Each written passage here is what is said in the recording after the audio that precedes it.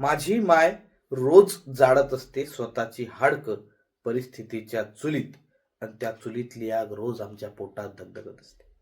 माझी माय रोज जाळत असते स्वतःची हाडकं परिस्थितीच्या चुलीत आणि त्या चुलीतली आग आमच्या पोटात धगधगत असते. हाडकं जळून खाक होतात तरी माय हसत असते. हाडकं जळून खाक होतात तरी माय हसत असते. लेकरं उपाशी म्हणून बाप पातेल्यात काढतो स्वतःचं रक्त. लेकरं उपाशी म्हणून बाप पातेल्यात काढतो स्वतःचं रक्त आणि माय त्याला घोटून घोटून तयार करते वेदनेची खीर घामाची साखर घालून उपाशी लेकरांसाठी. आम्ही विलक्षण नजरेने पाहतो मायबापाची धावपळ. आम्ही विलक्षण नजरेने पाहतो मायबापाची धावपळ. एका बाजूला गरिबीने छाटलेलं मुंडकं आणि दुसऱ्या बाजूला व्यवस्थेसमोर झुकलेलं धड. बाप खतम माय राग झाली हे कळतं आम्हाला.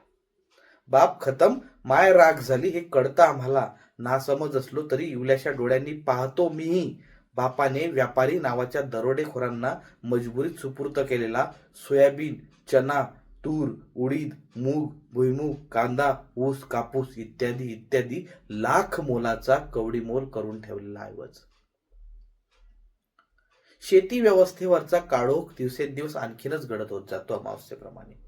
शेती व्यवस्थेवरचा काळोख दिवसेंदिवस आणखीनच गडद होत जातो अमावस्येप्रमाणे. माय जाडते हाडकं बाप गोठवतो रक्त आणि आम्ही निराधार आणि अशक्त.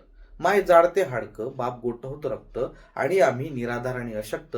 व्यवस्थेच्या काळोखात सुनसान शेतात उभे राहून उपाशी तापाशी तडफडत देहाच्या पणत्या बनवून भरभराटीचा सूर्य उगून व्यवस्थेला ग्रहण लागण्याची वाट पाहत. व्यवस्थेला ग्रहण लागण्याची वाट पाहत. माय खरंच होईन का हो असं?